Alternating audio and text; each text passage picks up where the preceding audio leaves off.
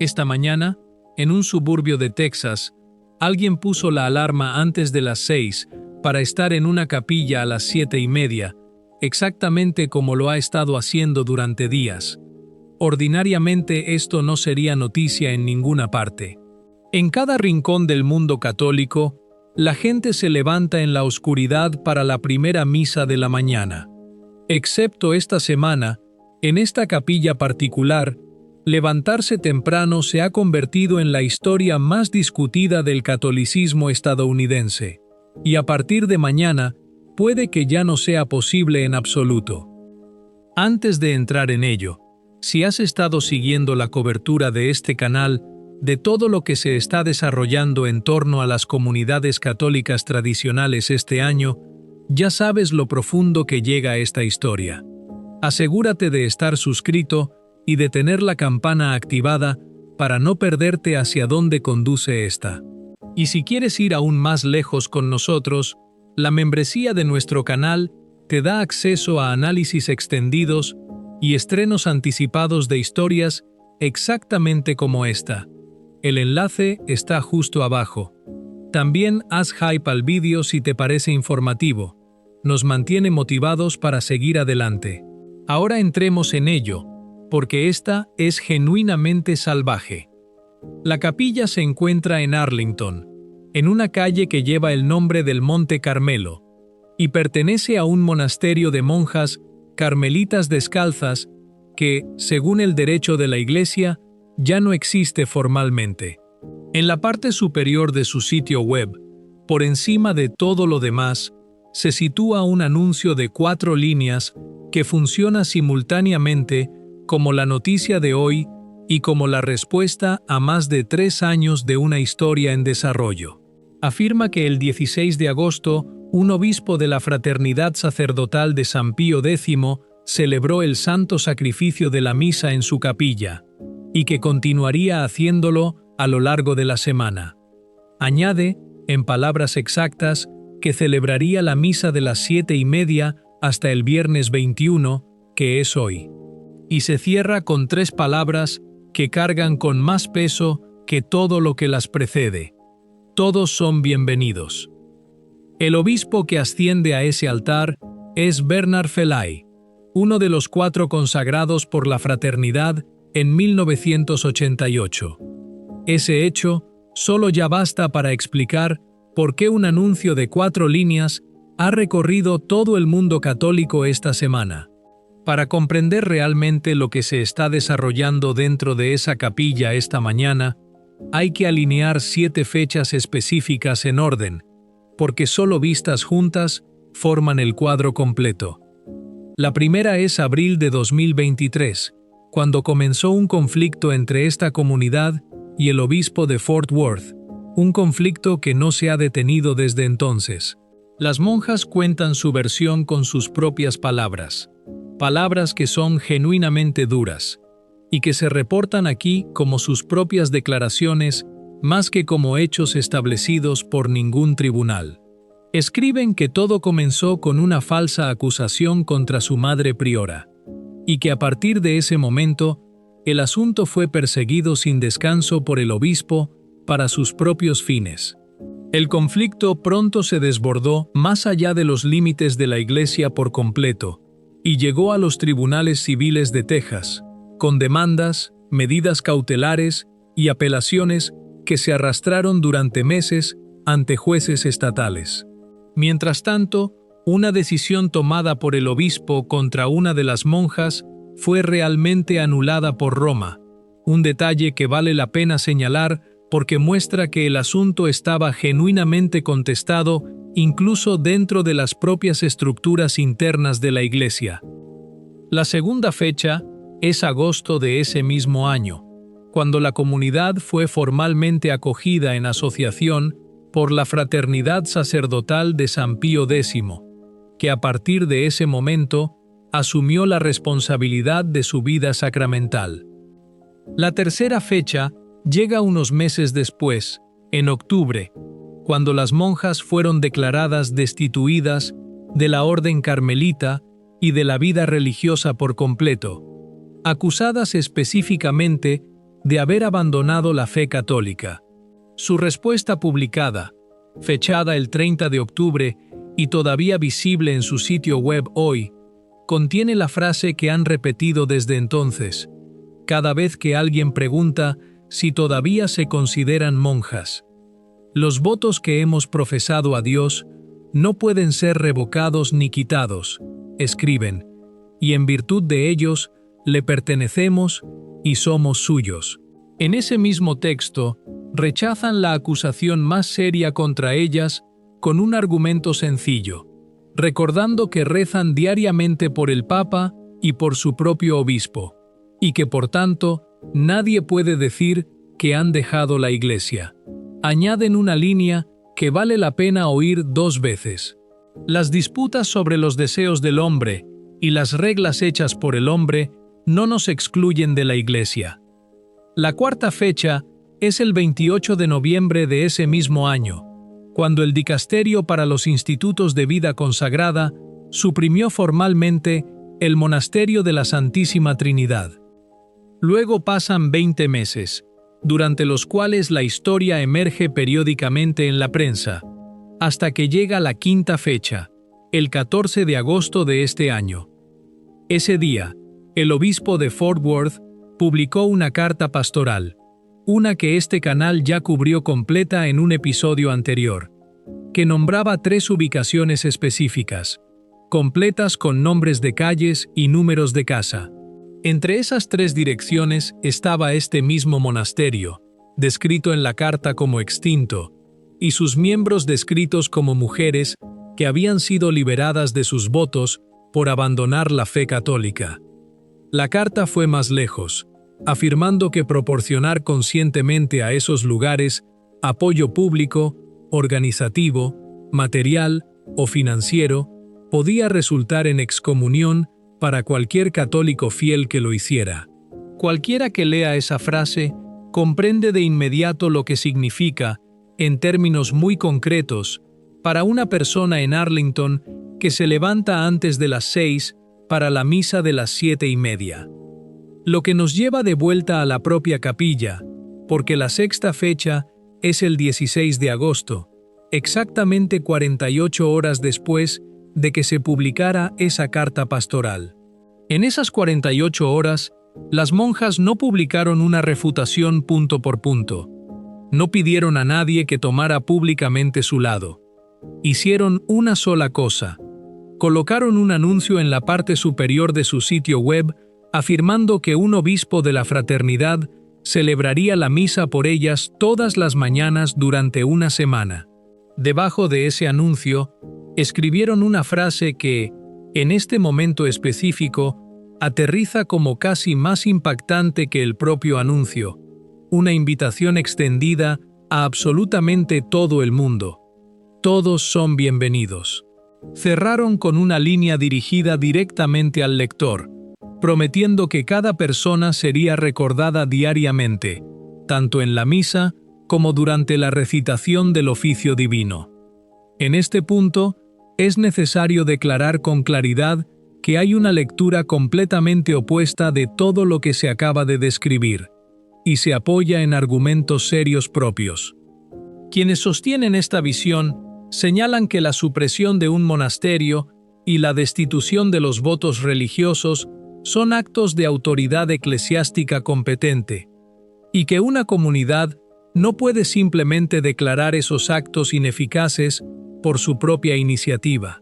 Señalan también que la fraternidad sacerdotal de San Pío X actualmente no detenta ningún estatus canónico reconocido, y que tras las consagraciones de julio, la Santa Sede declaró formalmente excomulgados a 6 de sus obispos. Y argumentan que una comunidad que elige por sí misma quién administra sus sacramentos está, en efecto, construyendo su propio camino separado, independientemente de cuán sinceramente continúe profesándose católica. Quienes defienden a las monjas, por su parte, no responden en ese terreno específico. En cambio, abren uno enteramente distinto, y en los últimos días lo han hecho con verdadera precisión. Señalan que en estas mismas semanas, en Perú, un funcionario del Dicasterio para la Doctrina de la Fe colocó hojas de coca en un rito andino de ofrenda a la Madre Tierra.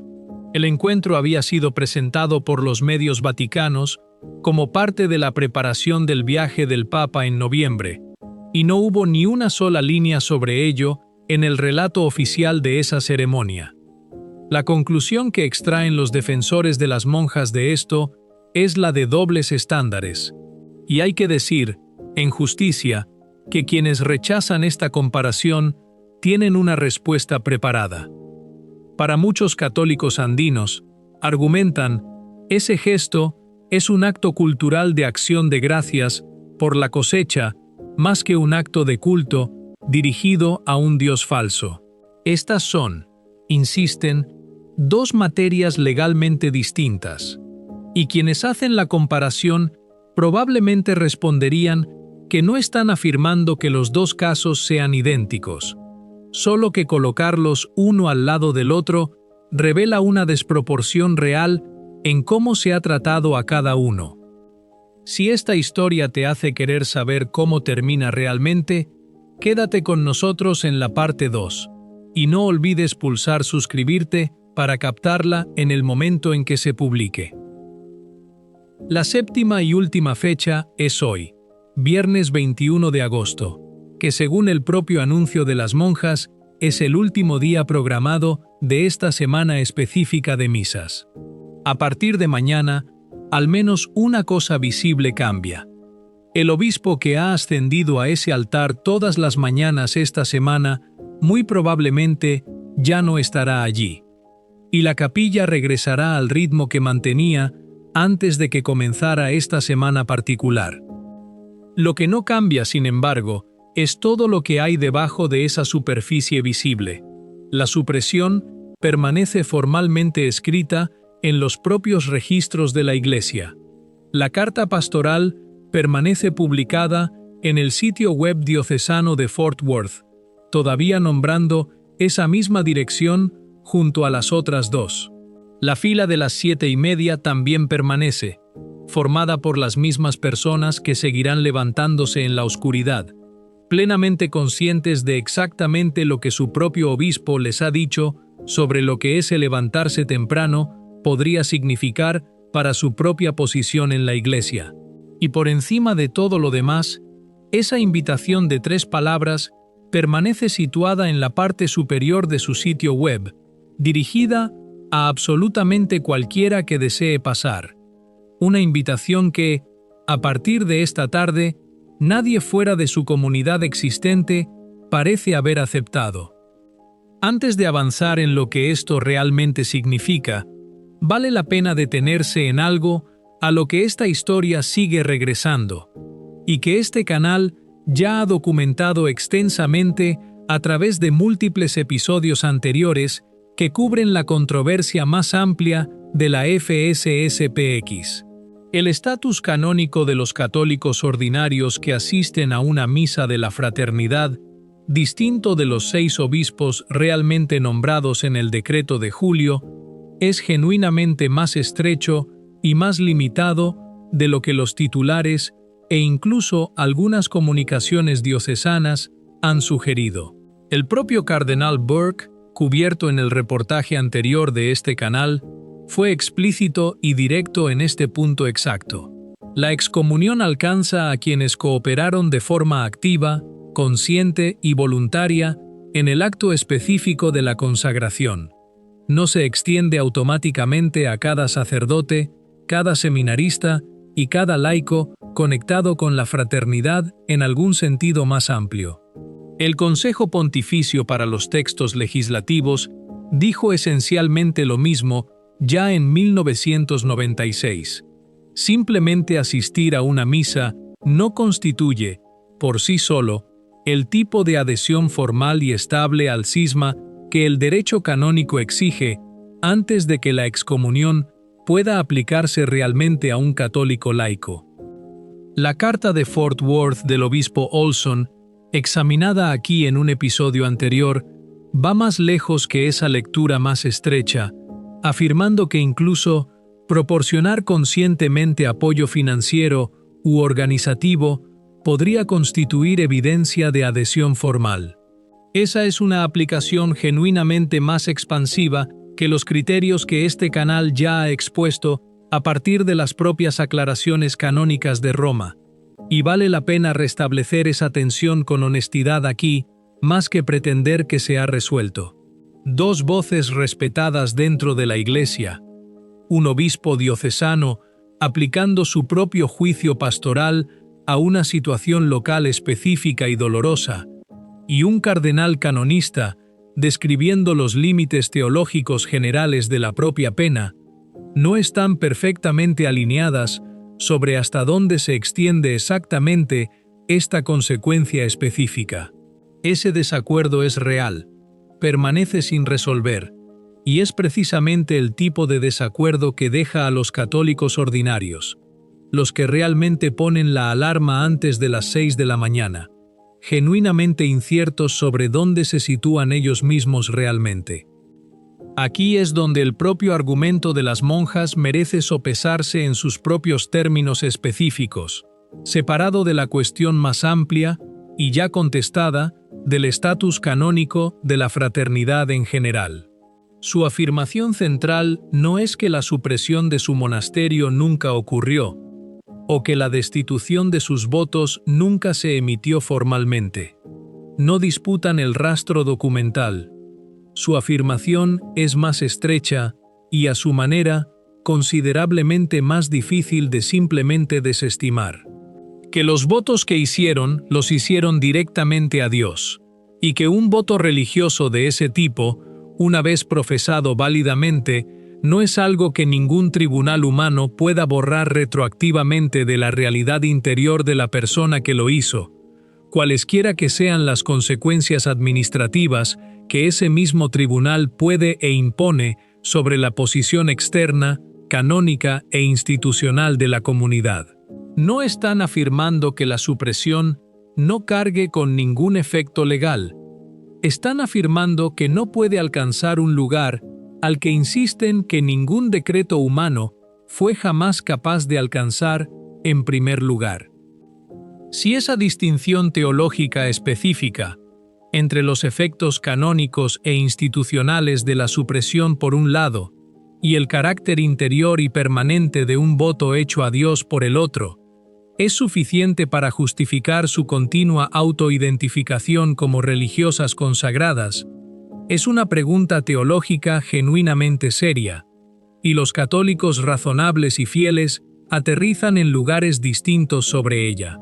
La teología sacramental y canónica católica siempre ha reconocido que ciertas realidades, una vez válidamente establecidas, dejan lo que los teólogos llaman un carácter indeleble o un efecto permanente, siendo el propio sacerdocio el ejemplo más claro, donde incluso un sacerdote válidamente ordenado, que más tarde es laicizado, permanece, en la propia teología asentada de la Iglesia, todavía capaz de celebrar válidamente, aunque ilícitamente, los sacramentos, porque la ordenación misma se entiende que configura algo permanente que la laicización administrativa no deshace.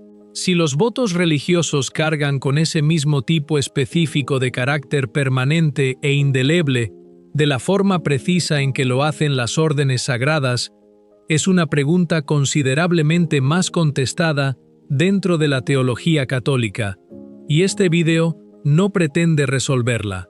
Pero el argumento de las monjas no es, en su superficie, teológicamente incoherente ni inventado de la nada. Se apoya en una distinción real y reconocida dentro del pensamiento sacramental católico, aunque aplicar esa distinción a su propio caso específico y contestado permanece genuinamente disputado. La comparación que los defensores de las monjas trazan con el encuentro de Perú merece el mismo tratamiento cuidadoso y de dos lados que este canal ha intentado aplicar de forma consistente a lo largo de su cobertura de cada historia de esta serie. Es justo y exacto señalar que el acto específico descrito, un funcionario del dicasterio vinculado al Vaticano, participando en un rito de ofrenda andino que involucra hojas de coca presentadas a la Pachamama, no generó ninguna corrección pública, advertencia o atención mediática comparable de Roma, en la misma ventana general de tiempo en que se estaba emitiendo una carta pastoral que nombraba un convento específico por dirección de calle y advertía de posible excomunión por apoyo financiero. Es igualmente justo representar el contraargumento con exactitud, que muchos teólogos y misiólogos católicos distinguen entre expresiones inculturadas de acción de gracias que Roma ha tolerado durante mucho tiempo dentro de comunidades indígenas evangelizadas y un acto formal de cisma que involucra la consagración de obispos sin mandato papal, argumentando que estos se sitúan en categorías canónicas y teológicas enteramente distintas que no deben medirse con la misma vara. Ambas posiciones se han representado con honestidad aquí. La disparidad en la atención institucional entre los dos casos permanece real y vale la pena señalarla, independientemente del marco teológico específico que uno aplique en última instancia para explicarla.